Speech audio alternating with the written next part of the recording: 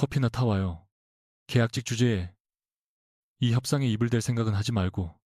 박소진 비서의 날카로운 목소리가 해성그룹 본사 42층 국제회의실을 가르자 자료를 정리하던 손들이 일제히 멈췄다. 한서윤은 자신에게 쏠린 시선을 느끼면서도 얇은 미소만 지었다. 그녀의 손에는 7나라 대표단에게 배포될 계약서가 들려 있었다. 김도혁 통역팀장님과 아직 연락이 닿지 않습니다. 그리고 이 계약서들 제14조의 내용이 조금씩 다릅니다. 서윤이 차분히 말하자 소진은 헛웃음을 터뜨렸다. 누가 그런 걸 물었어요. 복사하고 철만 하랬지. 서윤은 영문 계약서와 동문 계약서를 펼쳐 보이며 다시 말했다. 단순한 표현 차이가 아닙니다. 한쪽에는 독점 사용권, 다른 쪽에는 우선 협상권으로 적혀 있습니다. 그래서 본인이 번역이라도 하겠다는 거예요. 적어도 법무팀의 최종본과 대조해야 합니다. 그때 전략기획실 권재경 전무가 성큼 다가와 서류를 빼앗았다. 그는 몇 장을 빠르게 넘긴 뒤 아무렇지 않다는 듯 덮었다. 번역 과정에서 생긴 사소한 차이야. 회의 시작 10분 전이다. 쓸데없는 소리로 분위기 흐리지 말고 내보내.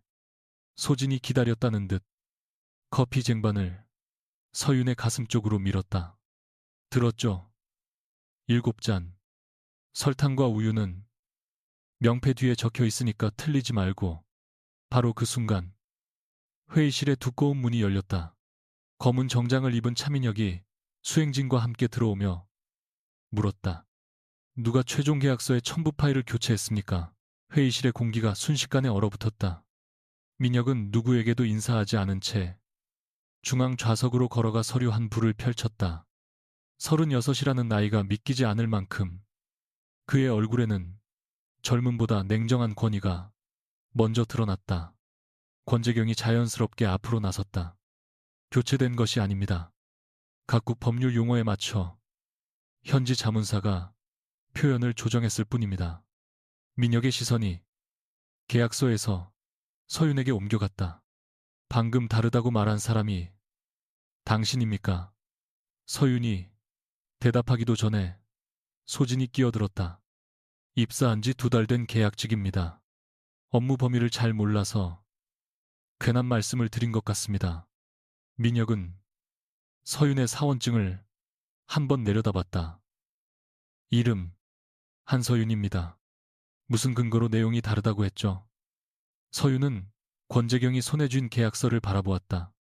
그가 엄지로 제14조가 있는 부분을 정확히 누르고 있었다. 용어의 강도가 다릅니다. 권한이 발생하는 시점도 다르고요. 서명 전에 확인하시는 편이 안전합니다. 민혁은 몇 초간 그녀를 응시했지만 이내 서류를 덮었다. 확인은 법무팀이 합니다. 한서윤 씨는 맡은 일을 하세요. 짧고 단정적인 말이었다. 그에게 계약직 비서의 경고는 검증할 가치가 있는 정보가 아니라 회의 직전의 잡음에 불과했다. 서윤은 더 말하지 않고 커피 쟁반을 들었다.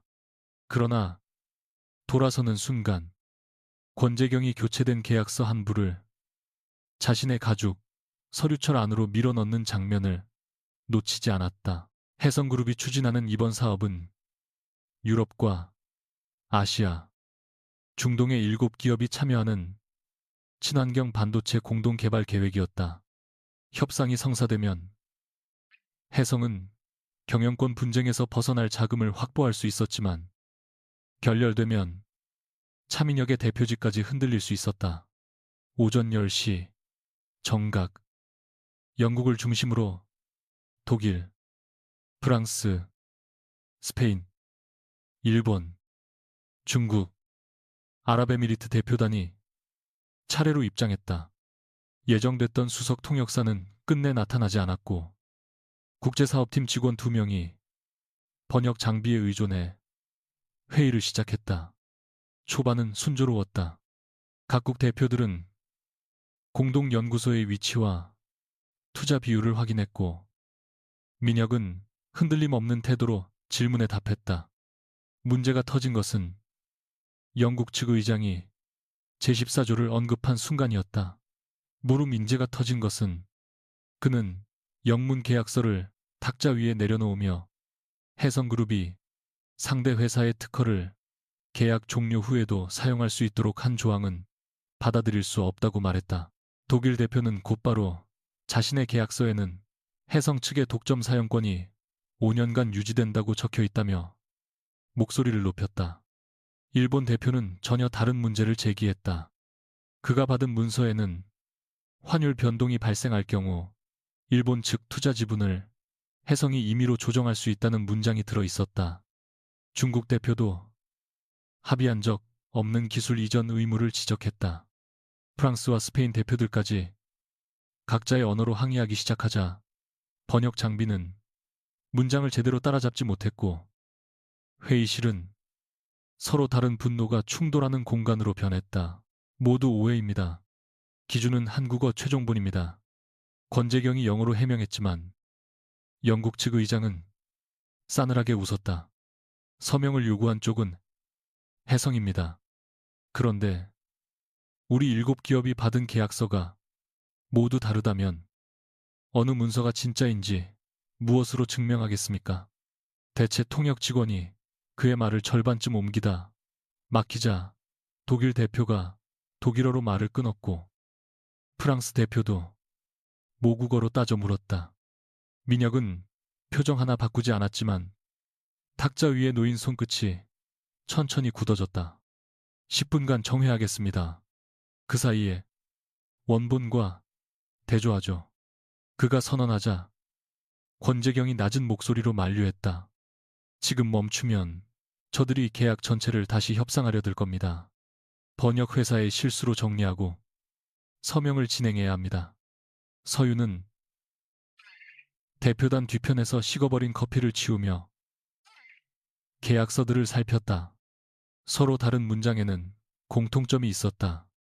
모두 해성에 유리해 보였지만 실제로 분쟁이 생기면 고의적인 기만으로 해석될 만큼 과도했고 문제의 페이지만 글자 간격과 종이의 색이 미세하게 달랐다. 법무팀의 실수가 아니었다. 최종 검토가 끝난 뒤 누군가 제14조 한 장만 바꿔 끼운 것이었다.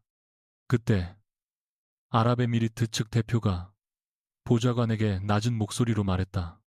해성 내부에 협상을 깨려는 사람이 있으며 오늘 회의는 그 증거를 만들기 위한 함정일 수 있다는 내용이었다. 서윤의 손이 순간 멈췄다. 3년 전에도 똑같았다. 서로 다른 번역본, 바뀐 한 장, 그리고 모든 책임을 떠안은 한 사람. 서윤이 회의장 앞으로 한 걸음 나가자 소진이 팔을 붙잡았다. 지금 뭐 하는 거예요? 서윤은 시선을 대표단에 둔 채 말했다. 10분이면 떠나겠다고 했습니다.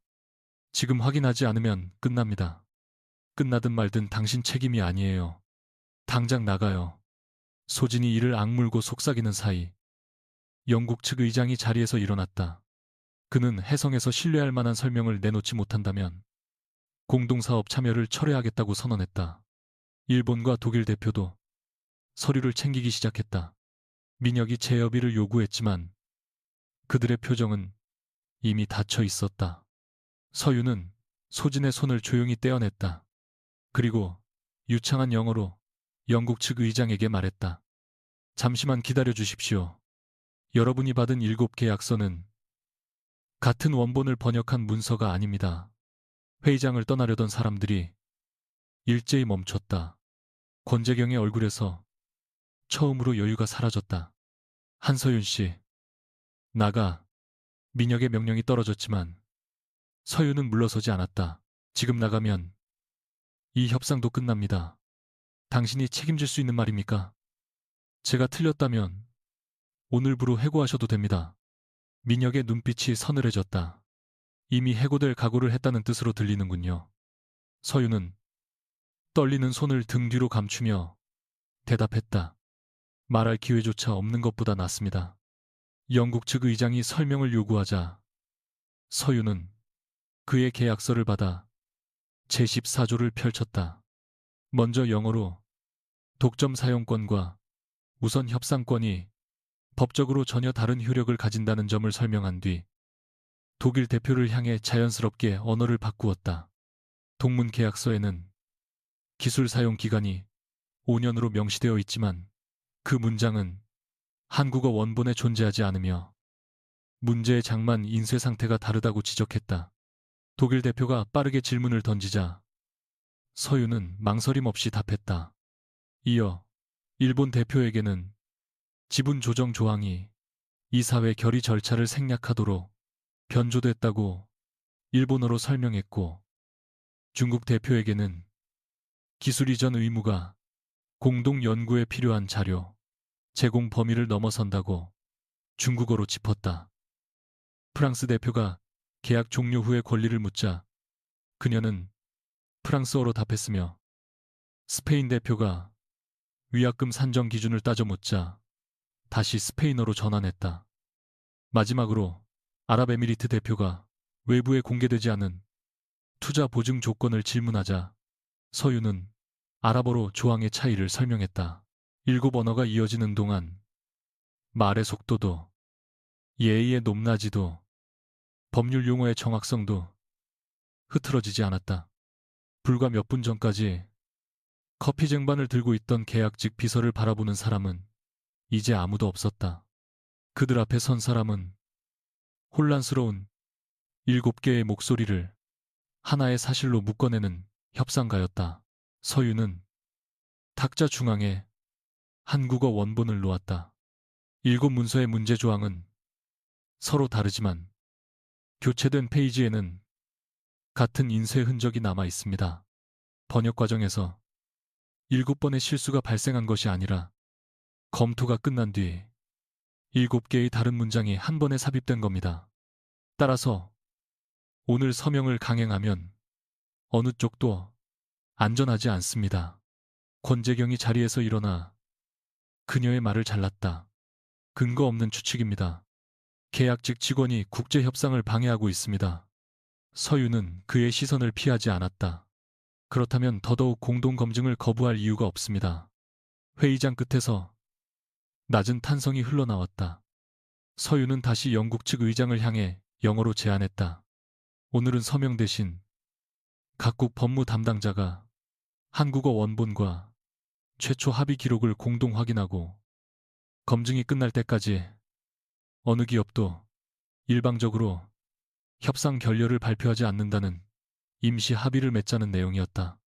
그녀는 같은 제안을 6언어로 정확히 전달했다. 잠시 침묵하던 독일 대표가 먼저 동의했고 일본과 중국 대표도 조건부, 수락, 의사를 밝혔다. 마지막으로 아랍에미리트 대표가 고개를 끄덕이자 영국 측 의장은 계약서를 다시 탁자 위에 내려놓았다. 좋습니다.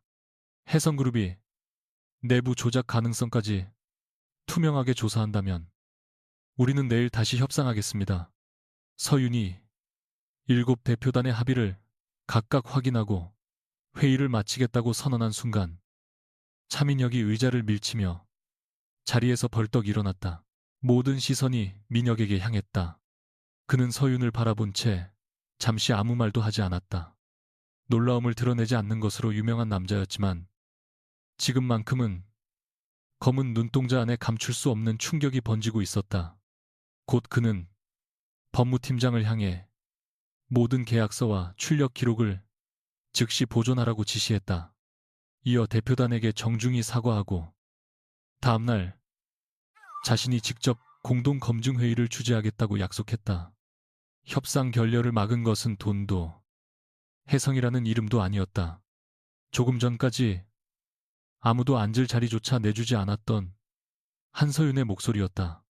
대표단이 차례로 회의실을 떠난 뒤 문이 닫히자 권재경이 먼저 입을 열었다.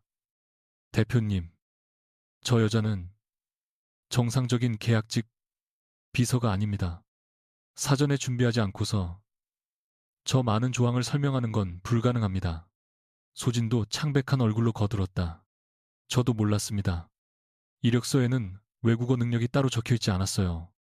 민혁은 서윤 앞에 놓인 7계약서를 천천히 넘겼다. 페이지마다 연필로 그어진 작은 선과 동그라미가 보였다.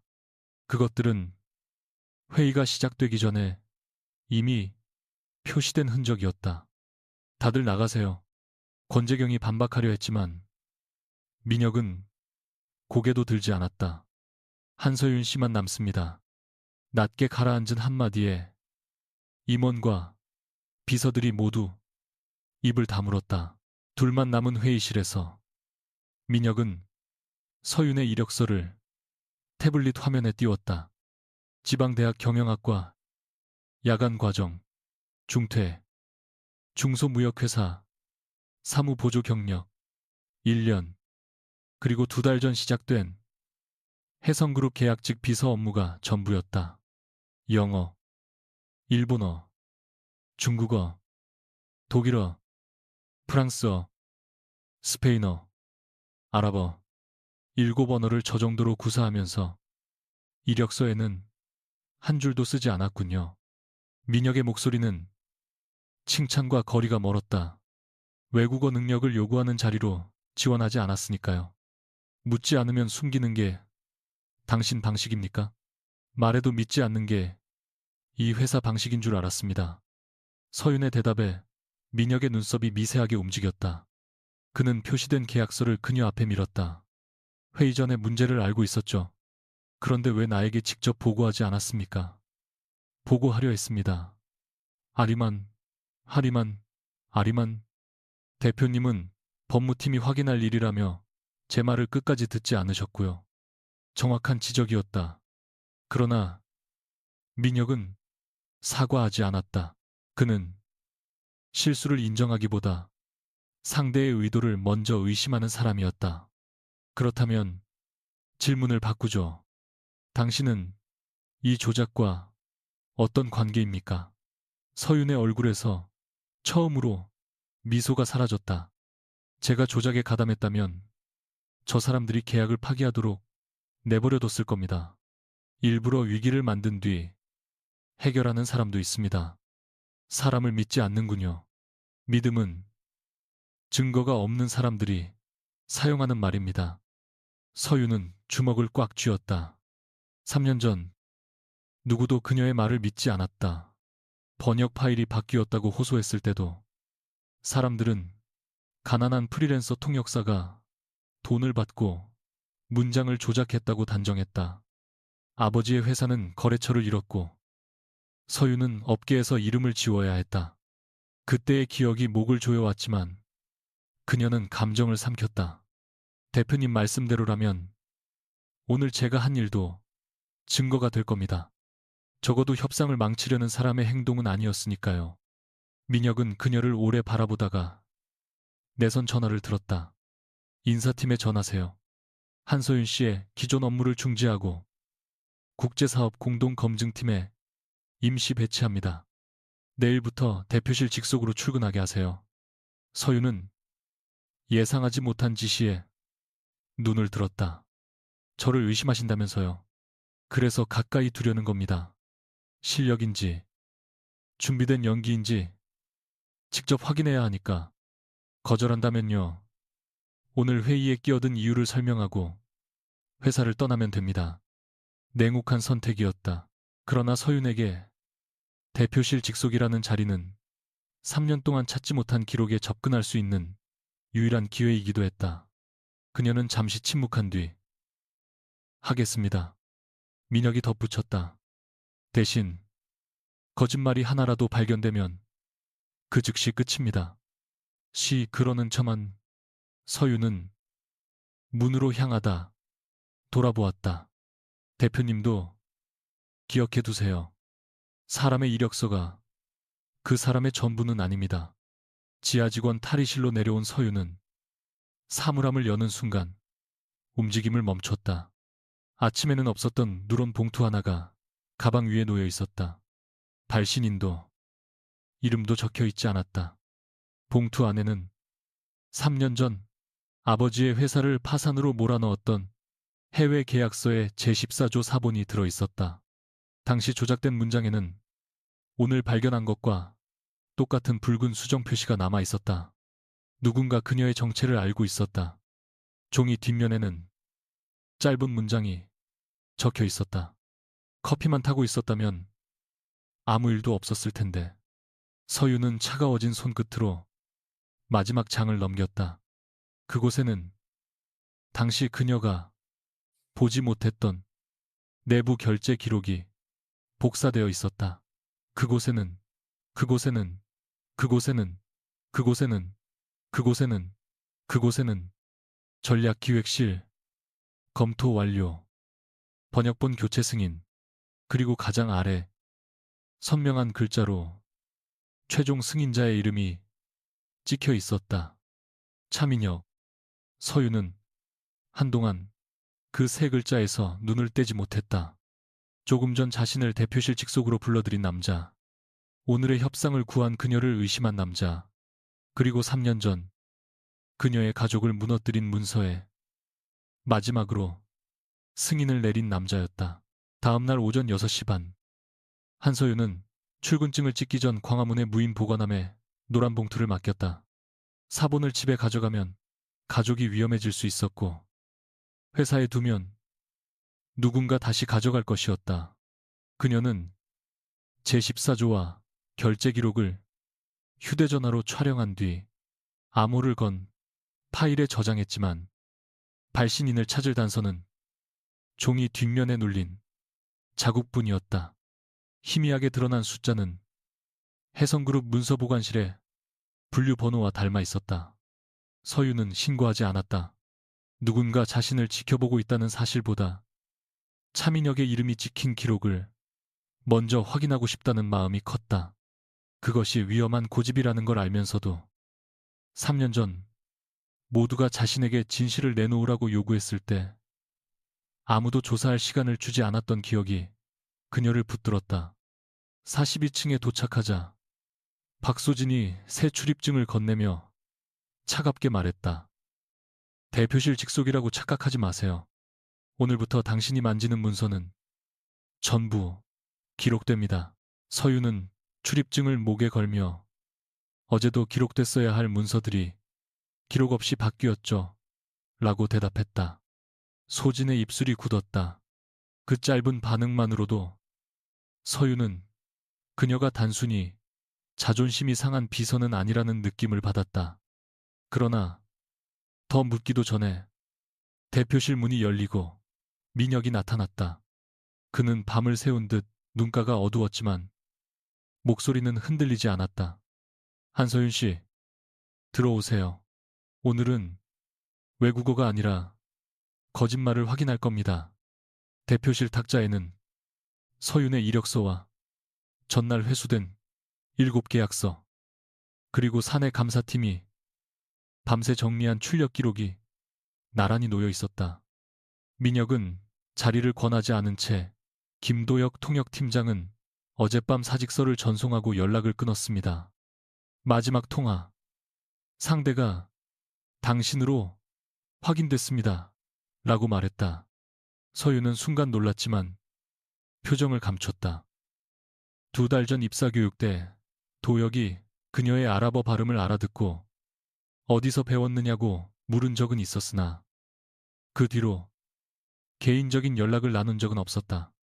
그녀가 통화 내역을 보여달라고 요구하자 민혁은 화면을 돌려 오전 9시 12분, 발신 시간 17초가 찍힌 기록을 보여주었다. 문제의 시각의 서유는 회의실 복사기 앞에 있었다. 받은 기억이 없습니다. 그녀가 단호히 말하자 민혁은 기억이 아니라 사실을 묻고 있습니다. 라고 잘랐다. 서유는 자신의 휴대전화를 꺼내 기록을 확인했지만 해당 통화는 남아있지 않았다. 누군가 삭제했거나 사내 통신 기록을 조작했다는 뜻이었다. 민혁의 시선이 그녀의 굳은 손가락에 머물렀다. 7 언어도 숨겼고 과거, 경력도 지웠습니다. 이제 사라진 통역사와의 통화까지 부인하는군요. 서유는 그 앞에 놓인 결제 기록을 바라보며 되물었다. 대표님은 서명한 모든 문서를 기억하십니까?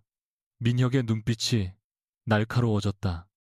질문에 질문으로 답하지 마세요. 그녀는 노란 봉투 이야기를 꺼내려다 멈췄다. 아직은 사본의 진위조차 확인되지 않았다. 그 통화는 제가 한 게 아닙니다. 다만 누가 제 이름을 끼워 넣었는지는 제가 직접 찾겠습니다. 그 말은 결백한 직원의 해명보다 선전포고에 가까웠다. 오전 9시 공동검증회의는 전날보다 작은 법무회의실에서 열렸다. 각국 담당자들은 화상으로 접속했고 서윤은 한국어 원본과 번역본을 문장 단위로 대조했다. 그녀는 자신이 통역한 내용까지 의심받을 수 있다는 점을 먼저 인정하고 모든 발언을 녹취한 뒤 외부 번역기관에 재검토를 맡기자고 제안했다. 그 태도에 영국과 독일 측 담당자는 동의했지만 권재경은 비용과 시간이 과도하다며 반대했다. 감사팀이 문제의 페이지가 41층 전략기획실 전용 복합기에서 출력됐다고 보고하자. 그러나 출력 계정은 사라진 김도혁의 것이었고 심야 출입 기록에는 서윤의 임시 사원 번호가 남아 있었다. 권재경은 기다렸다는 듯 자료를 밀어놓으며 능력을 숨긴 계약직이 협상 직전에 문서에 접근했고 사라진 통역사와 통화했습니다. 우연히 3번 겹치면 계획이라고 봐야 합니다. 라고 말했다. 서윤은 기록에 접속 시간이 전날 새벽 2시라는 점을 짚었다. 그 시간에는 계약직 출입증으로 건물 정문조차 통과할 수 없었지만 재경은 원격 접속이 가능하다고 맞섰다. 민혁은 어느 쪽도 편들지 않고 보안팀의 원본 장비와 인증 서버를 봉인하라고 지시했다. 서윤은 그의 냉정함이 공정함인지 계산인지 판단할 수 없었다. 회의가 끝날 무렵 일본 측 담당자가 내일까지 책임 소재가 밝혀지지 않으면 본사의 사업 중단을 권고하겠다고 통보했다. 화면이 꺼진 뒤 재경은 서윤 곁을 지나며 낮게 속삭였다. 어제 커피만 들고 나갔다면 적어도 혼자 책임지진 않았을 텐데 노란 봉투 뒤에 적힌 문장과 너무 닮은 말이었다. 서윤이 돌아보았을 때 그는 이미 민혁에게 향하고 있었다. 점심시간이 지나도록 서윤은 자리를 뜨지 않고 인증 기록을 읽었다. 임시사원 번호가 사용된 시각마다 접속 위치가 다르게 표시되었고 그중 하나는 3년 전 아버지 회사에 계약 자료가 보관된 지하 기록실이었다. 누군가 그녀가 그 사건을 찾고 있다는 사실까지 알고 함정을 만든 셈이었다. 서윤이 기록실 열람 신청서를 작성하자 민혁이 뒤에서 종이를 뽑아 들었다. 허가가 날 거라고 생각합니까? 그의 말에 서윤은 제 번호가 쓰였다면 확인할 권리가 있습니다. 라고 답했다. 민혁은 신청서의 과거 계약 번호를 보더니 아주 짧게 숨을 멈췄다. 이 계약을 어떻게 합니까? 서윤은 마침내 휴대전화에 저장한 사본 사진을 띄웠다. 최종 승인자 차민혁이라는 이름이 화면 아래 선명했다. 이 문서 때문에 제 아버지 회사가 무너졌고 저는 번역을 조작한 사람으로 몰렸습니다. 어젯밤 제 사물함에서 발견됐습니다. 민혁은 화면을 확대해 결제 시각과 문서 번호를 확인했다. 그의 얼굴에는 놀람보다 불쾌한 의심이 먼저 떠올랐다. 원본은 어디 있죠? 서윤이 말하지 않자 그는 목소리를 낮췄다. 증거를 숨긴 채 나를 추궁하는 게 당신이 말한 진실입니까? 그녀도 물러서지 않았다. 그때 대표님은 이 문서를 읽고 승인했습니까? 그 한마디는 서윤에게 사실상의 인정처럼 들렸다. 민혁은 그녀의 얼굴에 번진 실망을 보고서야 덧붙였다. 하지만 이 형식의 전자서명은 내가 취임하기 전 사용하던 겁니다. 진짜라면 누가 보냈는지부터 밝혀야 합니다. 서윤은 사람보다 서류를 믿으신다더니 본인에게 불리한 서류는 곧바로 의심하는군요. 라고 말했다. 그 말이 정확했기에 민혁은 반박하지 못했다. 민혁이 회장실 호출을 받아 자리를 비운 사이 서윤은 결국 승인되지 않은 선택을 했다. 전날 받은 새 출입증에는 대표실 직속 직원에게 부여되는 임시 열람 권한이 있었고 오후 2시부터 보안 체계가 교체된다는 공지가 떠 있었다. 남은 시간은 20분이었다. 그녀는 지하 3층 기록실로 내려가 노란 봉투에 눌린 숫자와 같은 보관구역을 찾았다. 금속 선반 사이에는 오래된 계약 검토 자료가 연도별로 정리되어 있었지만 아버지 회사의 상자만 목록에 비해 얇았다. 번역 초안과 결제표는 사라지고 우편 수발 대장 한 권만 남아 있었다. 서윤은 대장을 넘기다 당시 계약 원본이 대표실이 아니라 권재경의 전략기획실로 먼저 전달됐다는 기록을 발견했다. 수령 확인란에는 박소진의 이름이 적혀 있었다. 지금의 대표 비서인 소진이 3년 전에는 전략기획실 신입사원이었다는 사실을 서윤은 몰랐다. 그녀가 해당 쪽을 촬영하는 순간 천장의 경고등이 붉게 켜지고 문이 잠겼다. 스피커에서 무단 열람을 중지하라는 안내가 흘러나왔고 곧 보안 요원들이 들어왔다. 그들 뒤에는 민혁이 서 있었다. 그는 화를 드러내지 않았지만 그 침묵이 고함보다 차가웠다. 내가 허가하지 않은 자료에 접근했군요. 서윤이 대장을 내밀며 누군가 제 출입번호를 먼저 썼습니다. 그 이유를 확인하려 했습니다. 라고 설명하자 그는 그래서 같은 잘못을 직접 반복했습니까? 라고 되물었다. 그녀는 자신도 틀렸다는 걸 알았지만 사과하지 않았다. 진실 앞에서 허락을 기다린 결과가 3년의 침묵이었다고 믿었기 때문이다. 보안실에서 민혁은 다른 직원들을 내보낸 뒤 서윤의 출입증과 휴대전화를 탁자 위에 놓았다. 그는 규정대로라면 즉시 대기 발령을 내리고 수사를 의뢰해야 한다고 말했다. 서윤은 그렇게 하세요. 3년 전처럼 가장 약한 사람의 접근 기록만 남기면 설명하기 편할 테니까요. 라고 받아쳤다. 민혁의 턱이 굳었다. 내가 당신 아버지 일을 알고도 덮었다고 확신합니까? 그녀는 대답 대신 사본 사진을 다시 보여주었다. 민혁은 한참 들여다보다 결제 시각 아래에 작은 관리 코드를 가리켰다. 그날 그는 싱가포르 투자협의에 참석 중이었고 해외에서는 해당 보안 등급의 전자결제를 할 수 없었다고 했다. 누군가 그의 위임 계정을 사용했을 가능성은 있었지만 당시 기록은 이미 보존 기한이 지나 삭제되었다. 서윤은 그것조차 책임 회피로 들었다. 대표님 이름으로 한 승인이었습니다.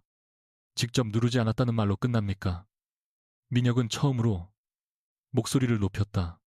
끝내겠다고 한 적 없습니다. 하지만 확인되지 않은 사본 하나로 나를 범인으로 정한 사람과 어떻게 함께 조사합니까? 서윤도 참아온 감정을 놓쳤다. 대표님은 확인되지 않은 통화 기록 하나로 저를 공범으로 정했잖아요. 좁은 방 안에 침묵이 내려앉았다. 서로가 서로의 가장 추한 습관을 비추고 있었다. 민혁은 결국 휴대전화를 돌려주었지만 출입증은 회수했다. 오늘부터 모든 조사는 내 동행 아래에서만 합니다. 그것은 감시였고 동시에 보호에 가까운 조치였지만 서윤은 후자를 인정하고 싶지 않았다. 저를 믿어서가 아니군요. 민혁은 지친 눈으로 그녀를 보며 말했다. 당신이 또 혼자 망가지는 걸 지켜볼 생각이 없어서입니다. 오후 4시. 상황은 회사 안에서 끝나지 않았다. 경제 전문 매체 한 곳이 해성그룹이 국제 공동사업 계약서를 고의로 변조했다는 기사를 내보냈고 불과 10분 뒤에는 계약직 직원이 내부 자료를 빼내 외국 기업에 넘겼다는 후속 보도까지 올라왔다. 기사에는 서윤의 흐릿한 사원증 사진과 지하 기록실 출입 시각이 첨부되어 있었다. 사내에서만 알 수 있는 정보였다. 이사회는 긴급 회의를 소집했고 권재경은 기업 전체를 살리려면 개인의 일탈로 선을 그어야 한다고 주장했다. 그는 단순히 민혁의 자리를 탐내는 사람이 아니었다. 선대 회장 때부터 무리하게 추진된 해외 계약들이 조사를 받기 시작하면 혜성의 신용과 수만 명의 일자리가 한꺼번에 철문이 닫히는 소리와 동시에 창고 안쪽 조명이 꺼졌다. 한서윤은 휴대전화의 불빛을 켜고 문으로 달려갔지만 손잡이는 바깥에서 고정되어 있었다. 그때 종이 냄새 사이로 매캐한 연기가 스며들었다. 구석의 폐지 더미 아래에서 불꽃이 번지고 있었다. 누군가는 그녀를 해치기보다 창고와 휴대전화를 함께 태워 증거를 없애려는 듯했다. 서윤은 신고 전화를 건 뒤 위치를 알리고 녹음 파일을 자신의 보관 계정으로 전송하려 했다. 그러나 전송 표시가 절반에서 멈췄다. 그녀는 기침을 참으며 김도혁의 휴대전화를 외투 안에 넣고 비상구를 찾았다. 벽에는 오래된 인쇄기가 빽빽하게 놓여 있었고 유리창은 철망으로 막혀 있었다. 불길이 바닥의 상자를 타고 가까워질 때 바깥에서 금속을 두드리는 소리가 들렸다. 한서윤 씨, 문에서 떨어져요. 차민혁의 목소리였다. 서윤이 몸을 피하자 민혁과 보안팀장이 화물 출입구에 수동 잠금 장치를 밀어 올렸다. 문틈이 벌어지자 연기가 한꺼번에 쏟아졌고 민혁은 젖은 겉옷으로 그녀의 얼굴을 감싼 채 밖으로 끌어냈다. 서윤은 숨을 돌리기도 전에 휴대전화를 내밀며 김도혁 씨가 여기 있지 않았어요. 이 전화만 일부러 남겨져 있었습니다. 라고 말했다. 민혁은 그녀의 그을린 손끝을 보고 분노를 눌렀다.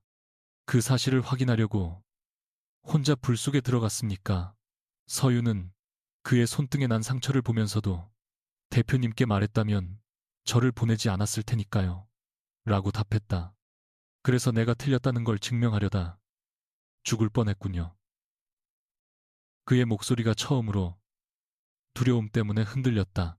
소방대가 남은 불씨를 정리하는 동안 두 사람은 구급차 옆에 앉아 산소 검사를 받았다. 민혁은 서윤의 호흡 수치가 정상이라는 말을 듣고서야 굳게 쥐었던 손을 풀었다.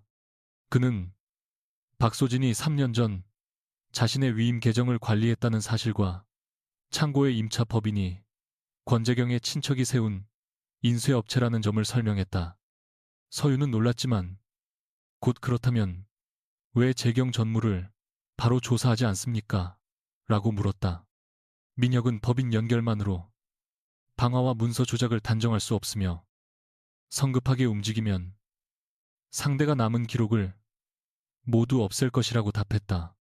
그녀는 그 말이 또 다른 지원처럼 들렸으나 이번에는 곧바로 반박하지 않았다. 자신을 찾아온 그의 숨이 아직 거칠었기 때문이다. 민혁은 응급처치를 마친 뒤 낮은 목소리로 말했다.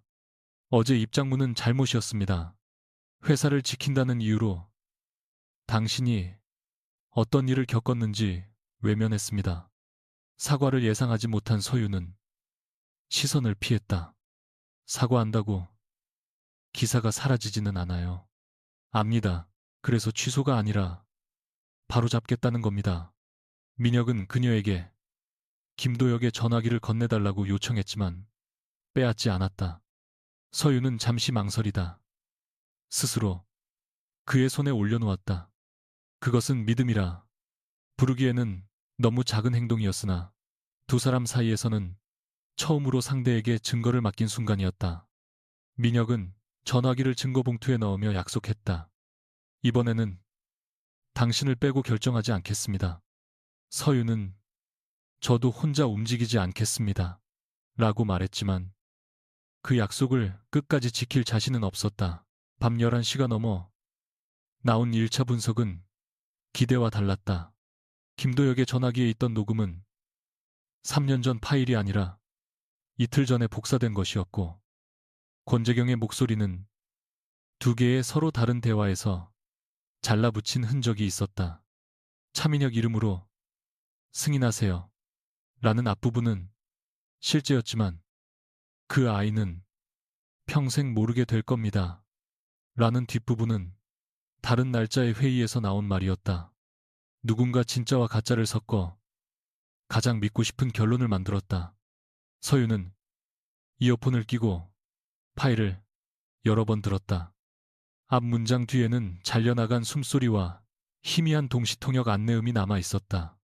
당시 계약 검수 회의가 해성 본사에서 열렸다는 공식 기록과 달리 녹음은 외부 통역 시설에서 만들어졌을 가능성이 컸다.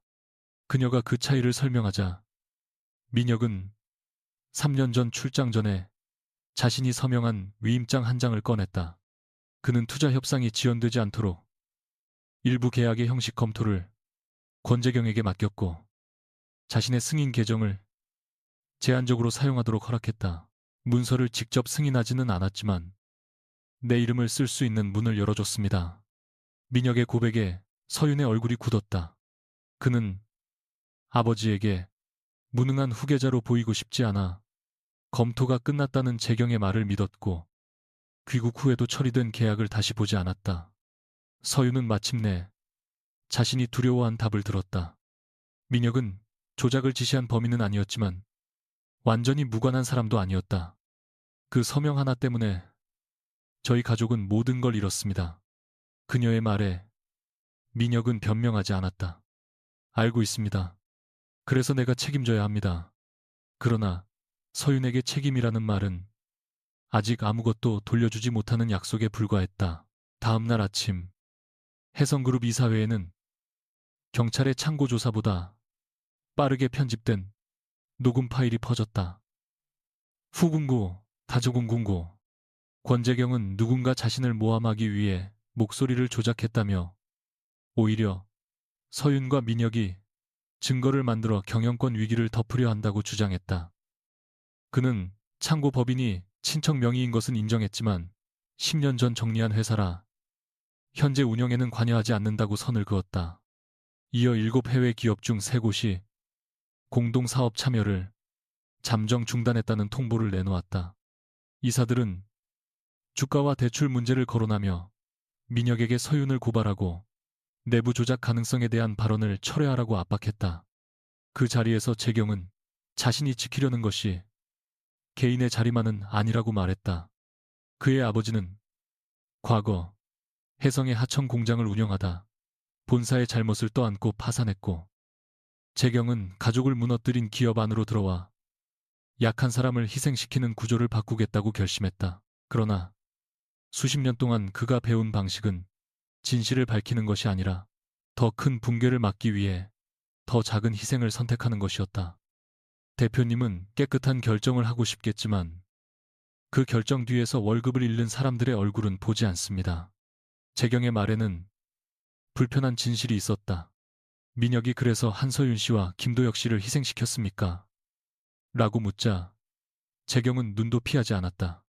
한 명을 지키려고 수만 명을 위험에 빠뜨리는 게 정의라면 저는 그런 정의를 믿지 않습니다.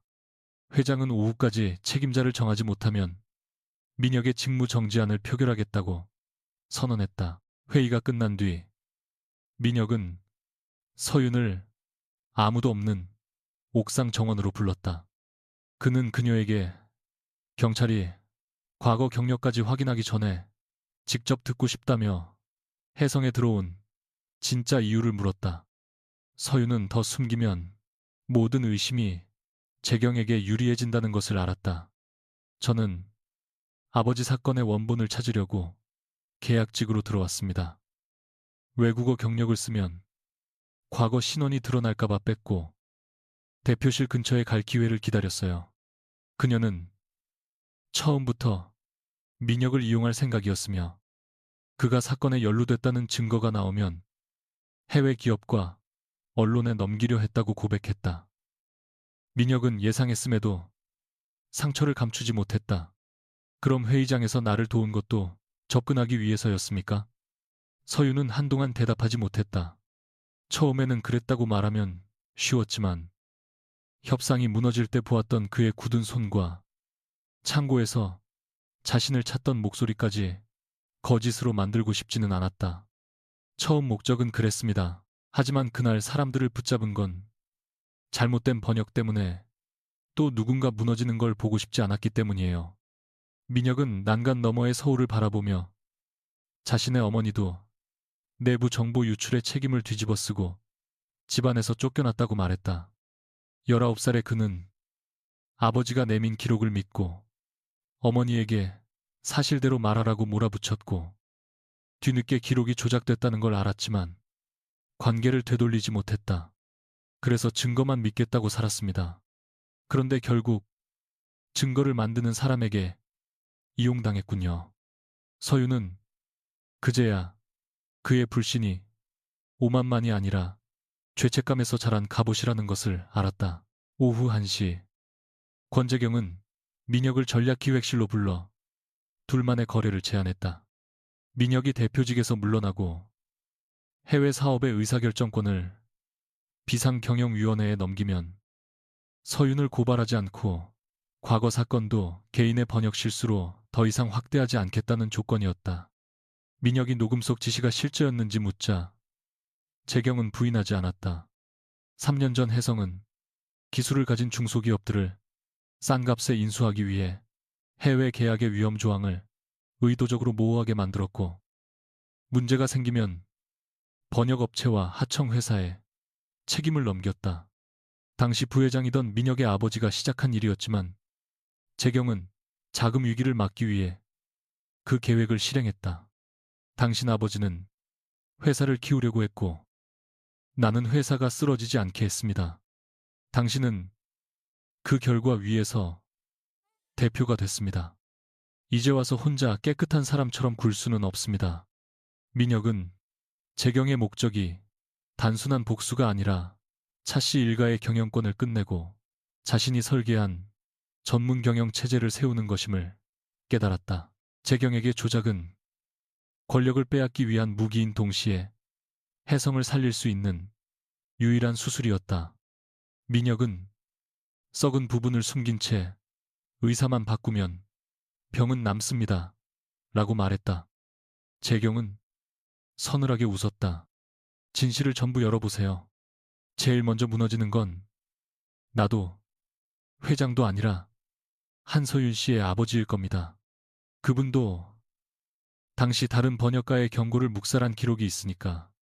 민혁은 처음 듣는 사실에 굳었고 재경은 그 반응만 확인한 뒤 거래 시한을 오후 3시로 정했다. 같은 시각 서윤은 국제사업팀이 마련한 화상 설명회에 들어갔다. 직무에서 배제된 신분이었지만 해외 파트너들이 그녀의 직접 설명을 요구했기 때문이다. 회의가 시작되자 권재경 측 법무 담당자는 서윤이 과거 번역 조작으로 업계에서 퇴출된 인물이며 신분을 숨기고 혜성에 입사했다는 자료를 화면에 띄웠다. 독일 측 담당자는 전날 그녀가 왜 그 사실을 공개하지 않았느냐고 물었고, 일본 측은 현재의 번역 역시 신뢰할 수 있는지 답하라고 요구했다. 서윤은 아버지 사건을 설명하면 자신을 지킬 수 있었지만 재경이 방금 흘린 기록의 진위를 확인하지 않은 채 가족의 결백을 주장할 수는 없었다. 그녀는 침묵 대신 불리한 사실부터 인정했다.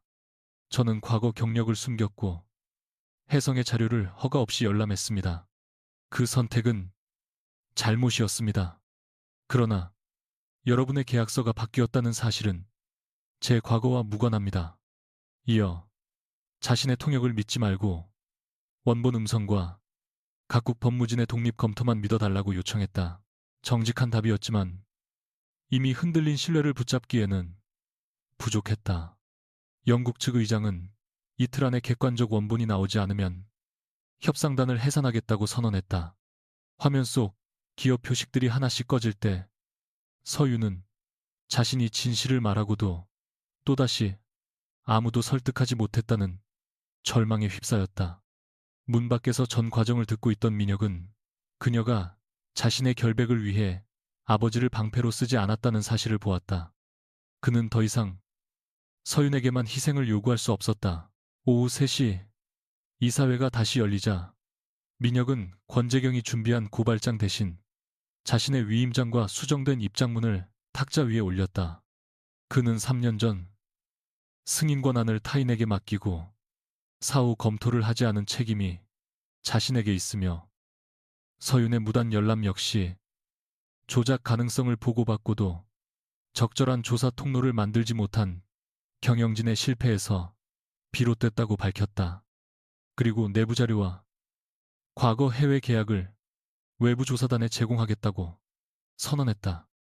이사들이 회사의 신용을 스스로 무너뜨리는 행위라며 고함을 쳤지만 민혁은 물러서지 않았다. 회사를 지킨다는 말로 책임질 사람을 골라온 결과가 오늘입니다. 그 방식을 계속해야만 유지되는 자리라면 제가 먼저 내려놓겠습니다. 표결 결과 그의 대표 직무는 즉시 정지되었고 권재경이 비상경영위원장을 맡았다. 회의실 밖에서 결과를 들은 서윤은 민혁에게 왜 자신과 상의하지 않았느냐고 따졌다. 민혁은 쓰라린 미소를 지었다. 당신을 빼고 결정하지 않겠다고 했는데 또 어겼군요. 하지만 이번 결정은 당신을 위한 희생이 아닙니다. 내가 해야 했던 일을 늦게 한 겁니다. 서윤은 미안하다는 말을 삼켰다. 동정으로 그의 선택을 작게 만들고 싶지 않았다. 대신 광화문 보관함의 번호와 암호를 적어 그에게 건넸다. 노란 봉투 원본입니다. 이제 숨기지 않겠습니다.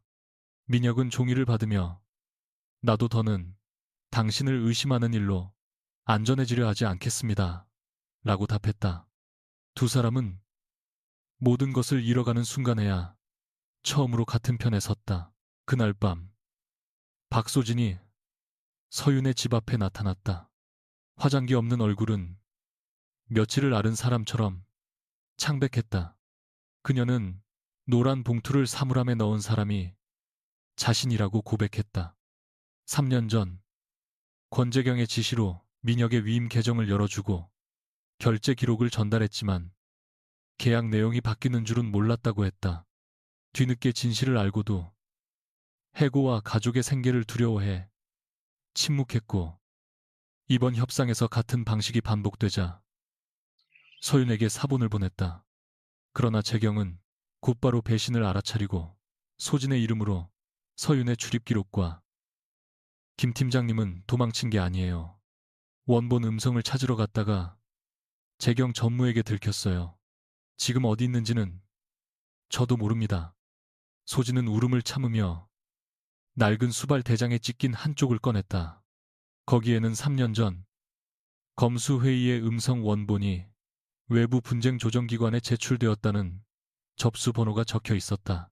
서윤은 창고 녹음에서 들은 동시통역 안내음과 기관의 이름이 일치한다는 것을 확인했다.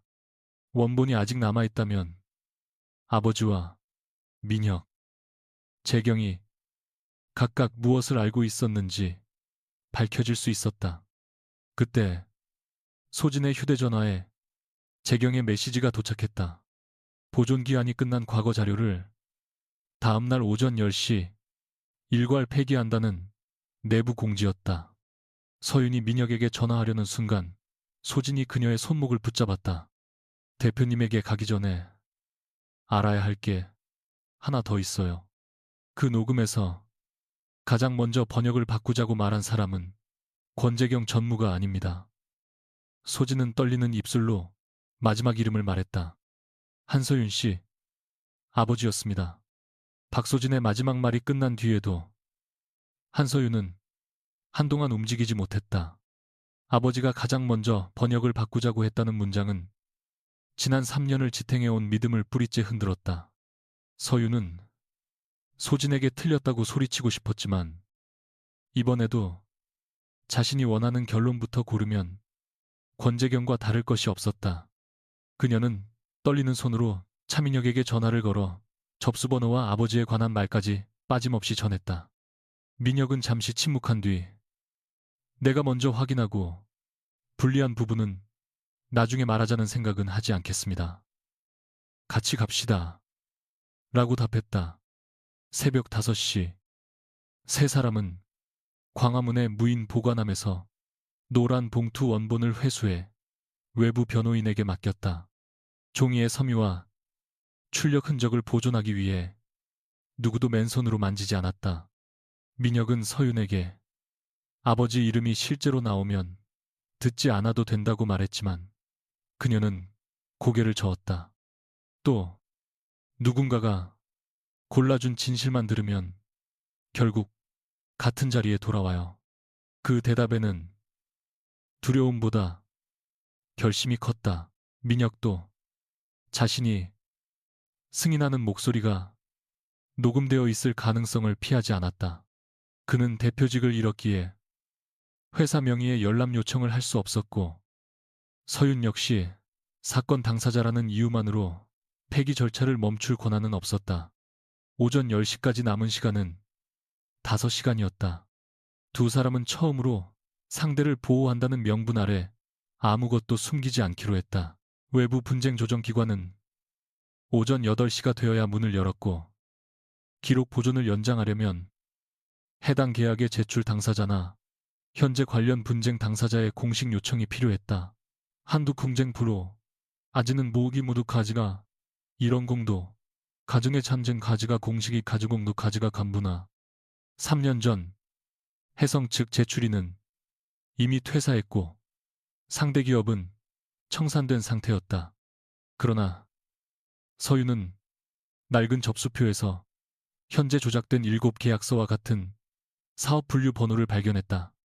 과거 계약과 현재 공동사업이 동일한 기술 사용 체계와 번역 양식을 이어받았다는 뜻이었다. 공동사업이 한한종카는 그녀는 7해외 기업이 현재 분쟁 당사자로서 비교자료의 보존을 요청할 수 있다고 판단했다. 민혁은 각 기업 법무진에게 한국어와 영어로 일괄 연락하자고 했지만 서윤은 같은 문장을 보내는 것만으로는 부족하다고 말했다. 전날까지 혜성을 의심하던 사람들이 새벽 연락 한 통만 믿을 이유가 없었다.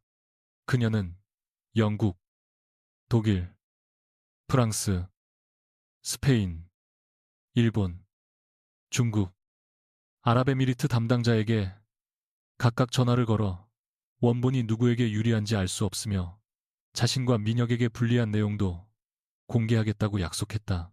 세 곳은 즉시 동의했지만 나머지는 이사회 승인이 필요하다고 답했다.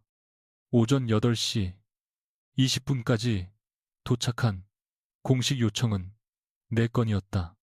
기관 담당자는 과반수 기업의 공동 요청만으로도 폐기를 잠정 중단할 수 있으나 자료가 현재 사건과 직접 연결된다는 기술적 근거가 더 필요하다고 설명했다.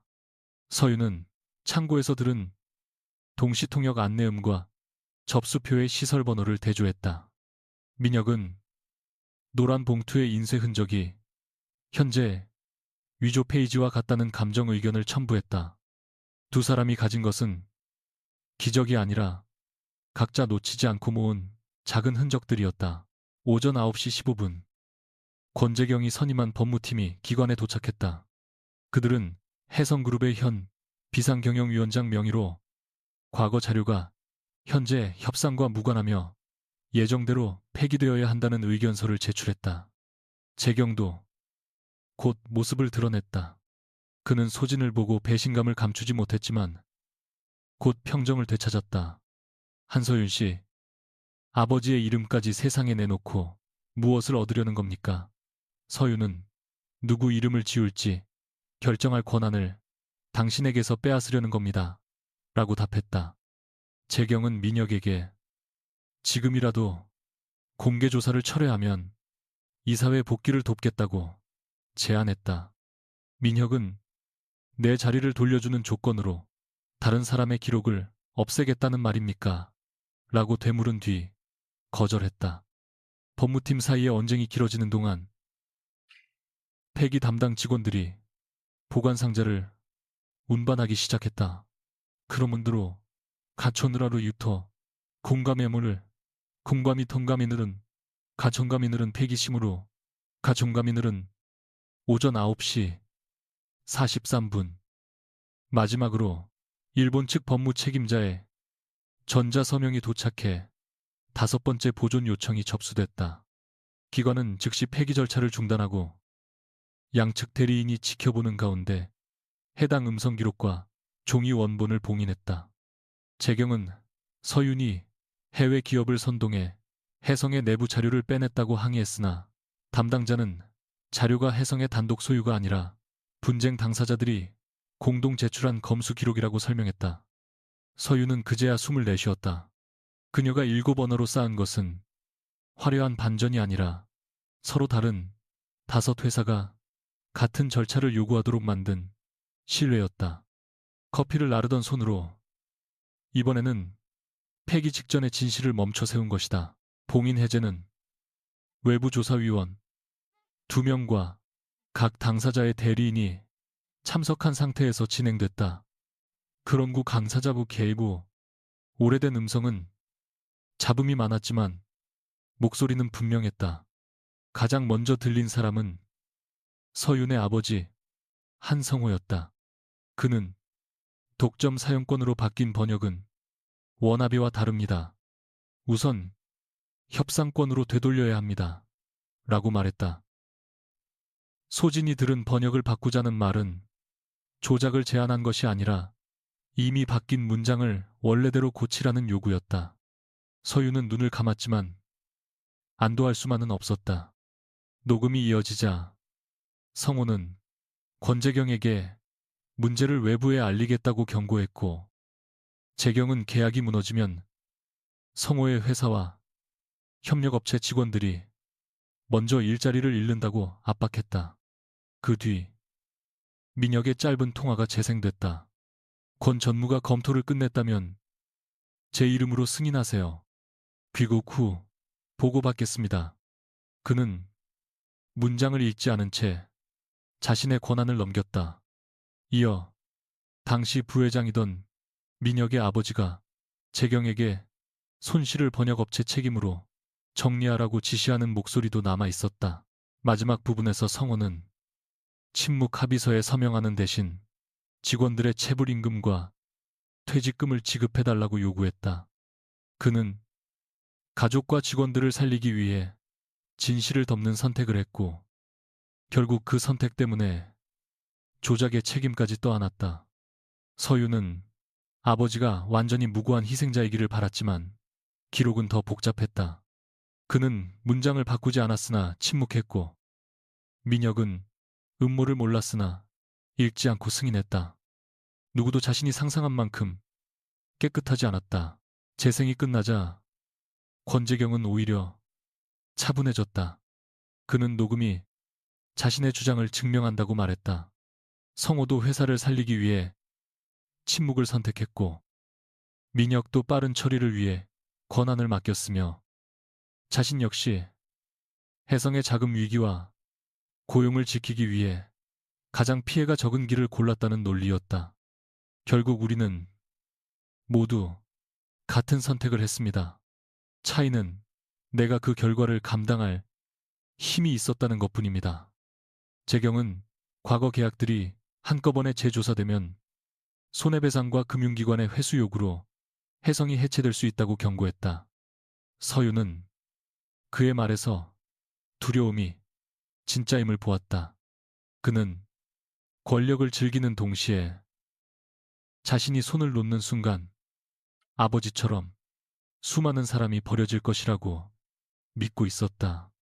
그러나 그 믿음은 언제나 힘없는 사람을 비용으로 계산하게 만들었다. 서윤은 조용히 물었다. 그래서 이번에도 제 이름과 김도혁 씨의 계정을 골랐습니까? 재경이 답하지 않자 민혁이 현재 계약서의 위조 페이지를 탁자에 놓았다. 두 시기의 문서에는 같은 복합기 계열에서 생기는 미세한 점 배열과 동일한 문단 간격이 남아 있었다. 소진은 재경의 지시로 심야 출력 계정을 만들고 통화 기록을 삽입한 과정을 날짜별로 진술했다. 창고 화재 직전 재경 측 법인에서 폐기업체로 송금된 기록도 조사기관이 확보했다. 재경이 지키려 한 과거와 그가 새로 저지른 범행이 하나의 방식으로 연결되었다. 그는 더 이상 선대의 지시만 따랐다고 주장할 수 없었다. 재경은 마지막으로 서윤에게 거래를 제안했다.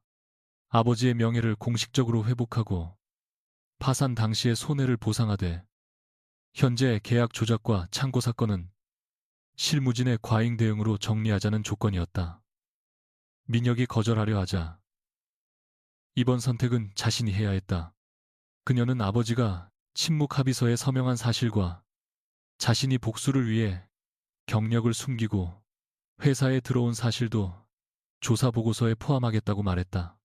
아버지를 깨끗한 사람으로 만들기 위해 또 다른 진실을 지우지 않겠습니다. 대표님을 무고한 사람으로 만들기 위해 그 위임장도 숨기지 않을 거예요.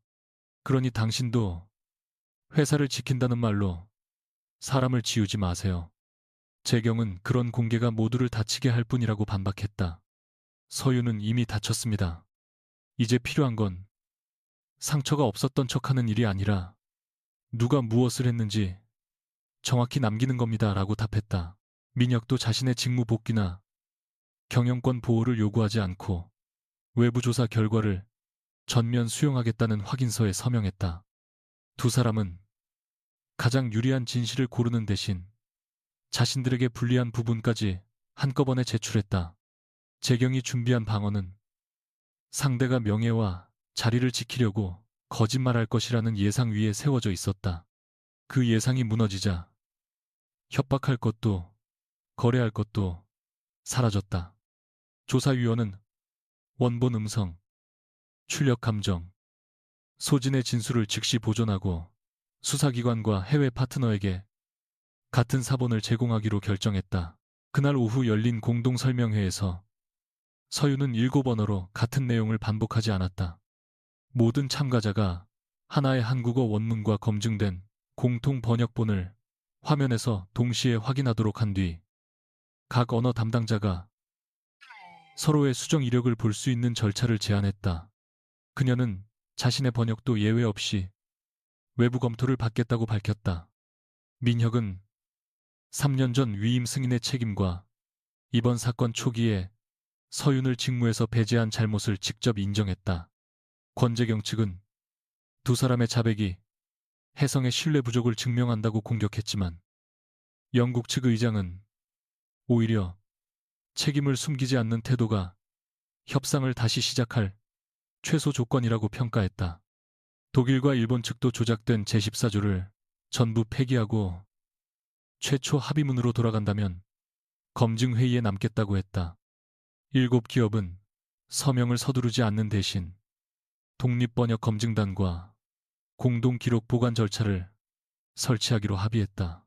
서윤에게 검증단 책임자 자리가 제안됐지만 그녀는 이해관계가 얽힌 자신이 맡으면 또 다른 불신을 만들 수 있다며 사양하고 각국이 추천한 전문가들이 공동으로 책임지도록 제안했다. 그것은 능력을 인정받을 기회를 포기하는 선택이었지만 누구도 그녀를 커피를 나르는 계약직으로 보지 않았다. 그녀는 자신의 실력을 증명하는 데서 멈추지 않고 한 사람의 실력에 기대지 않아도 진실이 보존되는 구조를 만들었다. 협상은 구제된 것이 아니라 더 정직한 방식으로 다시 시작됐다. 혜성 이사회는 외부 조사 결과가 나올 때까지 권재경의 비상경영위원장 권한을 정지했다. 재경은 회의실을 나가기 전 민혁에게 당신이 연문 때문에 혜성이 무너지면 오늘의 정의를 후회하게 될 겁니다. 라고 말했다. 민혁은 무너지지 않게 다시 세우는 일이 남았습니다. 하지만 이번에는 사람을 밑에 깔지 않겠습니다. 라고 답했다. 이사들은 그에게 즉시 대표직으로 돌아와 위기를 수습하라고 요구했지만 민혁은 조사가 끝나기 전 복귀하면 책임 인정이 자리 지키기 위한 연기가 된다고 거절했다. 그는 소유 일가의 전자결제 위임을 제안하고 외부 감시위원을 두는 안부터 통과시켜 달라고 했다. 서윤은 그 모습을 보며 차가운 통제가 전부였던 남자가 처음으로 자신이 없는 체계를 선택하고 있다는 것을 알았다. 건물 밖으로 나오자 수십 명의 기자가 몰려들었지만 두 사람은 서로를 방패로 세우지 않았다. 서윤은 자신의 무단 열람과 민혁은 회사 명의 뒤에 숨지 않고 질문을 받았다. 그날 저녁 경찰은 소진의 진술과 창고 주변 이동 기록을 바탕으로 김도혁의 위치를 확인했다. 그는 재경 측 사람들의 감시를 피해 인천의 지인 집에 숨어 있었으며 현재 계약서, 출력 지시를 받은 원본 메시지를 보관하고 있다고 알려왔다. 마지막으로 남아있던 현재 사건의 연결고리까지 정식 조사 절차 안으로 들어왔다. 마지막으로 들어왔다. 한당 뒤를 감자가 준 만에 모든 일정이 끝난 밤 서윤과 민혁은 처음 대화를 나눴던 42층 탁자 위에는 더 이상 7개의 다른 계약서가 아니라 수정 이력이 공개된 한 묶음의 문서만 놓여 있었다. 서윤은 빈 의자들을 바라보며 자신이 민혁을 가족을 무너뜨린 범인으로 먼저 정해놓고 증거를 찾았다고 인정했다.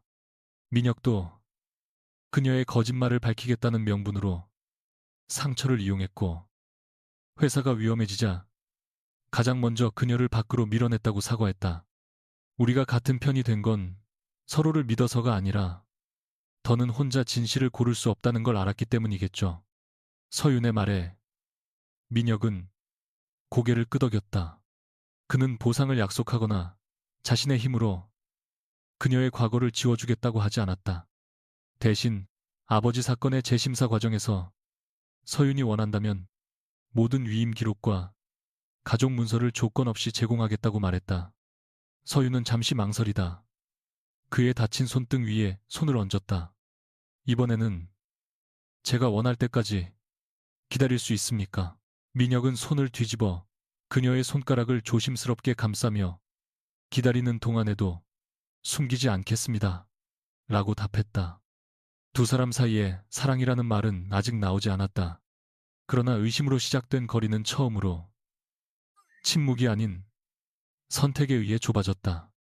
창밖의 서울은 여전히 차갑고 밝았지만 서윤은 더 이상 그 빛 아래 혼자 서 있다는 생각이 들지 않았다. 석 달 뒤 외부조사위원회는 해성그룹의 과거 계약 12건과 현재 공동사업의 문서 조작 과정을 담은 최종 보고서를 발표했다. 권재경은 승인 계정 도용, 기록 조작, 증거 폐기 시도에 관여한 정황이 확인되어 모든 직위에서 해임됐고 정식 수사를 받게 되었다. 당시 부회장이던 차민혁의 아버지도 손실을 번역업체에 떠넘기라고 지시한 책임으로 이사회에서 물러났다. 김도혁이 보관한 원본 메시지와 박소진의 날짜별 진술은 현재 사건의 흐름을 완성했다. 도혁은 협박을 받고 숨어 있었던 사실이 확인되어 누명을 벗었고 소진은 기록 조작에 가담한 책임을 인정하는 대신 수사와 피해 회복 절차에 협조했다. 누구도 하루아침에 용서받거나 완전히 악인으로 정리되지는 않았다. 해성은 과거 피해 기업들과 개별 조정에 들어갔고 임원 자산과 불필요한 계열사 매각으로 재원을 마련해 직원 감축을 최소화했다. 권재경이 경고한 위기는 실제였지만 사람을 희생시키지 않고 손실을 나누는 방법도 존재했다. 금융기관과 해외 파트너들은 독립감시위원회의 권한을 조건으로 거래를 유지했다. 한서윤의 과거 기록에는 번역 조작, 책임이 없다는 정정문이 공식적으로 남았다. 다만 아버지 한성호가 침묵 합의에 서명한 사실과 서윤이 신분을 숨기고 무단 열람한 사실도 삭제되지 않았다. 그녀는 완벽한 승리보다 정확한 기록을 택했고 그 기록은 누구도 다시 편리하게 고칠 수 없도록 공개 보관됐다. 피해 기업의 전 직원들도 검토 절차에 참여해 누락된 임금과 거래 손실을 직접 확인했다. 해성은 보상액만 지급하고 사건을 종결하지 않고 앞으로 3년 동안 피해 회복 진행 상황을 공개하기로 했다. 처음에는 회사의 치부를 계속 드러내는 일이라며 반대하던 이사들도 해외 파트너들의 요구와 직원 대표의 표결 앞에서 물러났다. 회복은 위에서 정한 숫자를 나누는 일이 아니라 지워졌던 목소리를 기록에 되돌리는 일부터 시작됐다. 수사를 받기 위해 회사를 떠나던 날, 권재경은 로비에서 민혁과 마주쳤다. 그는 수갑을 차거나 고개를 숙이지 않았지만 이전의 확신은 무너져 있었다. 혜성이 살아남았으니 당신 방식이 옳았다고 생각합니까? 재경의 질문에 민혁은 아직 모릅니다. 다만 틀린 방식을 숨기지 않고 고칠 기회는 생겼습니다. 라고 답했다. 재경은 자신이 없었다면 과거의 자금 위기 때 수천 명이 거리로 나갔을 것이라고 주장했다. 민혁은 그 공로까지 부정하지 않았다. 전무님이 회사를 살린 적이 있다는 것과 사람을 범인으로 만든 사실은 동시에 참입니다. 하나로 다른 하나를 지울 수 없습니다. 그 말에 재경은 처음으로 시선을 피했다. 그는 떠나기 전 피해 조정 과정에서 현장 직원들의 급여가 먼저 보장되도록 해달라고 요청했다. 마지막까지 자신의 행동을 조직을 위한 선택으로 이해하고 있었지만 더는 다른 사람에게 책임을 넘길 권한은 없었다. 민혁은 약속 대신 공식 절차에 같은 의견을 제출하라고 말했다. 개인적인 선처나 비밀 거래를 만들지 않기 위해서였다. 재경은 씁쓸하게 웃으며 당신은 이제야 대표가 될 준비가 됐는데 대표가 아니군요. 라고 말했다. 민혁은 대표가 아니어도 책임질 수 있다는 걸 늦게 배웠습니다. 라고 답했다. 두 사람은 화해하지 않았다. 그러나 서로의 상처를 명분으로 삼아 다른 사람을 해치는 방식은 그 자리에서 끝났다. 서유는 인천의 오래된 빌라에서 아버지와 마주 앉았다. 한성호는 조사 보고서가 나온 뒤에도 딸에게 먼저 연락하지 못했다. 그는 직원들의 체불 임금을 받기 위해 침묵 합의서에 서명했으며 서윤까지 업계에서 쫓겨날 줄은 몰랐다고 말했다. 널 지키려고 했다는 말은 하지 않겠다. 결국 나는 내게 선택할 기회조차 주지 않았으니까. 서윤은 3년 동안 듣고 싶었던 사과가 눈앞에 왔는데도 곧바로 용서할 수 없었다. 그녀는 아버지의 침묵 때문에 자신이 스스로를 의심했고 누구에게도 도움을 청하지 못하는 사람이 되었다고 털어놓았다. 성호는 변명하지 않고 고개를 숙였다.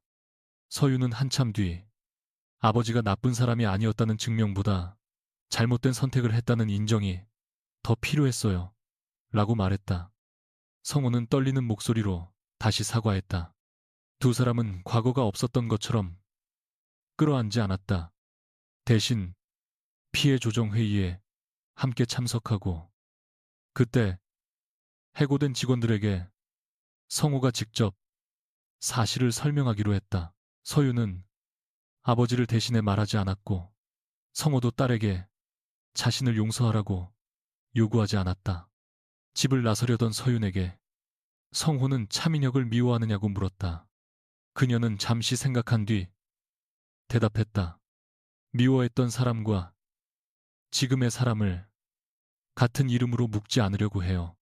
그것은 민혁을 향한 마음이 복수에서 벗어났다는 사실을 그녀 스스로 처음 인정한 말이었다. 민혁은 아버지가 머무는 한남동 저택을 찾아가 경영권 의결권을 독립신탁에 맡기겠다는 서류를 내밀었다. 아버지는 차씨 일가가 통제권을 놓으면 외부 세력이 회사를 삼킬 것이라며 분노했고 모든 책임을 자신에게 돌린 아들을 배은망덕하다고 몰아붙였다. 예전의 민혁이라면 인정받기 위해 맞서거나 침묵했겠지만 이번에는 목소리를 높이지 않았다. 아버지가 만든 회사를 없애려는 게 아닙니다. 아버지 이름이 없어도 옳은 결정을 할 수 있는 회사로 바꾸려는 겁니다. 그는 어머니에게 누명을 씌운 기록도 재조사 대상에 포함했으며 자신이 19살 때 그녀의 말을 듣지 않은 사실을 직접 사과했다고 말했다. 어머니는 당장 만나자는 답을 보내지 않았지만 언젠가 준비되면 서로의 기억을 확인하자는 짧은 편지를 보내왔다. 민혁은 그 기다림을 벌이 아니라 그녀가 가진 권리로 받아들였다. 이사회는 개혁안이 통과된 뒤에야 그에게 대표 복귀를 제안했다. 그는 소유 일가의 단독 인사권 폐지, 내부 제보자, 보호, 다국어 계약의 외부 검증을 조건으로 수락했다. 이전보다 권한은 줄었지만 책임은 분명해졌다. 민혁은 대표실로 돌아온 첫날 책상에서 아버지의 사진을 치우지 않았다. 과거를 숨기는 대신 자신이 무엇을 반복하지 말아야 하는지 보이는 곳에 남겨두었다. 통제해야 안심하던 남자는 마침내 권한을 나누는 방법으로 회사를 지키기 시작했다. 국제 공동사업의 최종 서명식은 처음 협상이 무너졌던 42층 회의실에서 다시 열렸다.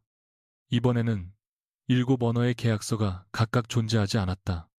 하나의 승인 원문과 검증된 번역본들이 같은 기록 체계 안에서 연결됐고 문장이 수정될 때마다 모든 당사자에게 동시에 알림이 전달됐다. 서유는 해성 직원이 아니라 해외 기업들이 공동 선임한 독립언어 위험 자문가로 참석했다. 박소진은 조사 협조를 마친 뒤 비서 업무에서 물러나 내부 기록관리 교육을 받고 있었다. 그녀는 회의 전에 서윤에게 다가와 첫날 커피 쟁반을 밀어붙였던 일을 사과했다. 저도 계약직을 무시하면 제 자리가 안전해지는 줄 알았어요. 서윤은 사과를 받아들이면서도 쉽게 괜찮다고 말하지 않았다. 대신 앞으로 가장 직급이 낮은 사람의 문제, 제기도 기록으로 남기는 절차를 함께 만들자고 제안했다. 서명 직전 프랑스 측 검토자가 작은 표현 차이를 발견하자 회의는 즉시 멈췄다. 누구도 그를 분위기를 망치는 사람이라고 몰아세우지 않았다. 수정 과정을 모두 확인한 뒤 7대표단과 민혁이 서명했다. 박수가 이어졌지만 민혁은 중앙에서 혼자 공을 받지 않았다. 그는 이 계약을 살린 건 한 사람의 천재성이 아니라 틀렸다고 말할 수 있게 된 절차입니다. 라고 말했다. 서유는 그 말이 자신에게 줄 수 있는 가장 정확한 존중임을 알았다. 서명식이 끝난 뒤 서유는 성수동의 작은 사무실로 돌아갔다.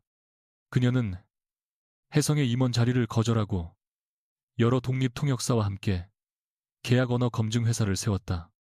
과거처럼 자신의 능력을 숨기지 않았지만 7언어를 혼자 책임지는 방식도 택하지 않았다. 각 분야 전문가가 서로의 해석을 검토하고 의문을 제기한 사람이 불이익을 받지 않도록 모든 과정을 기록했다. 늦은 저녁, 민혁이 종이봉투 2개를 들고 찾아왔다. 그는 수행원도 검은 세단도 없이 지하철을 타고 왔다며 어색하게 웃었다. 서윤이 대표님이 이렇게 한가합니까? 라고 묻자 그는 대표로 온 게 아닙니다. 차민혁이라는 사람이 저녁을 같이 먹자고 왔습니다. 라고 답했다.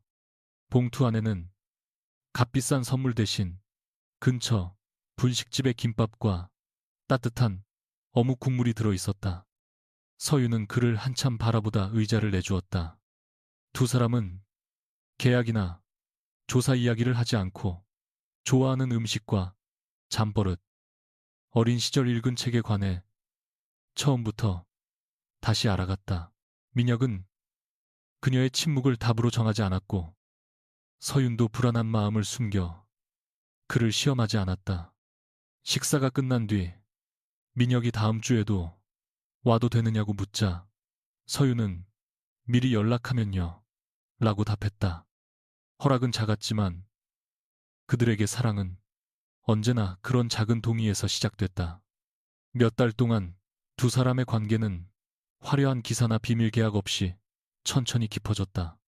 민혁은 서윤의 일을 돕는다는 이유로 고객을 소개하거나 투자하지 않았고, 서윤도 그의 회사 문제를 대신 해결해 주지 않았다. 필요할 때 조언을 구하고 거절을 받아들이는 연습부터 했다. 어느 날 피해 조정기금의 첫 지급이 결정되자 민혁은 한성호를 직접 찾아가 사과했다. 성호는 돈으로 딸의 시간을 보상하려 하지 말라고 경고했고, 민혁은 개인 보상이 아니라 같은 피해를 입은 모든 업체가 참여하는 절차만 따르겠다고 답했다. 서유는 두 남자의 대화를 지켜보다 자신이 더 이상 가족과 사랑 사이에서 한쪽을 선택할 필요가 없다는 사실에 안도했다. 그날 밤 한강변을 걷던 민혁은 걸음을 멈추고 말했다. 당신을 처음 좋아한 순간이 언제인지 모르겠습니다. 7언어를 들었을 때라고 생각했는데 지금은 내가 틀렸다고 말하는 당신을 피하지 않게 된 순간이었던 것 같습니다. 서유는 웃으면서도 눈가가 뜨거워졌다. 저는 대표님이 저를 구했을 때가 아니에요. 제게 불리한 진실까지 같이 듣겠다고 했을 때였어요. 민혁은 조심스럽게 사랑합니다. 라고 말했다. 서유는 이번에는 기다리게 하지 않았다. 저도 사랑해요. 차민혁 씨, 두 사람의 첫 입맞춤은 승리의 보상이 아니라 서로의 불완전함을 알고도 내린 선택이었다. 1년 뒤 서윤의 회사는 해성을 포함한 여러 기업의 다국어 계약을 검증하는 독립기관으로 성장했다. 어느 국제협상 날 입사한 지 일주일 된 보조 직원이 회의 시작 직전 제11조의 숫자가 원문과 다르다고 말했다. 한 임원이 시간이 없다며 나중에 확인하자고 재촉하자 서윤은 즉시 회의를 멈췄다. 그녀는 보조 직원에게 근거를 설명할 자리를 내주고 직접 커피를 가져와 그의 옆에 놓았다. 확인 결과 단순 입력 실수였지만 그대로 서명했다면 투자 비율 전체가 달라질 수 있었다. 회의에 참석한 민혁은 누구를 꾸짖지 않고 수정 기록이 모든 언어에 반영될 때까지 기다렸다. 일을 마친 뒤 그는 서윤에게 오늘도 커피를 타셨군요. 라고 장난스럽게 말했다. 서윤은 커피를 타는 일이 사람의 가치를 정하지는 않으니까요. 라고 답했다. 처음 해성 회의실에서 그녀를 낮춰보던 문장은 더 이상 상처가 아니라 두 사람이 바꾼 질서를 확인하는 기준이 되어 있었다. 박소진은 새 기록관리 책임자로서 오류 보고를 남겼고, 김도혁은 외부 검증단의 교육을 맡았다. 누구도 과거를 완전히 잊지는 않았지만 같은 잘못이 반복되지 않도록 자신의 자리에서 기록하고 질문했다. 그것이 그들이 얻은 가장 현실적인 결말이었다. 회의가 끝난 밤 민혁은 42층 빈 회의실에 서윤을 불렀다. 1년 전과 달리 탁자 위에는 계약서도 증거봉투도 없었고 따뜻한 커피 두 잔만 놓여 있었다. 민혁은 반지를 꺼내기 전에 먼저 물었다. 내가 당신의 시간을 마음대로 정하지 않겠다고 약속했죠. 그래서 결혼해 달라는 말보다 앞으로의 시간을 함께 결정해 달라고 묻고 싶습니다. 서윤은 눈앞의 남자가 더 이상 모든 답을 가진 차가운 대표가 아니라 질문한 뒤 기다릴 줄 아는 사람이라는 것을 보았다. 그녀는 곧바로 손을 내밀지 않고 조건이 하나 있습니다. 라고 말했다. 민혁의 얼굴이 긴장하자 서윤은 미소 지었다. 중요한 문서는 끝까지 직접 읽을 것. 제가 틀렸다고 말할 때 직급으로 이기려 하지 말 것. 그리고 커피는 번갈아 탈 것. 민혁은 웃으며 평생 지키겠습니다라고 답했다. 서윤은 그제야 반지를 받아들고 그의 손을 잡았다. 창밖으로 서울의 불빛이 펼쳐졌지만 두 사람은 더 이상 높은 자리와 낮은 자리로 나뉘어 있지 않았다. 7언어가 협상을 구한 날 시작된 이야기는 결국 단 하나의 약속으로 이어졌다. 서로를 대신해 말하지 않고 두려워도 끝까지 듣겠다는 약속이었다.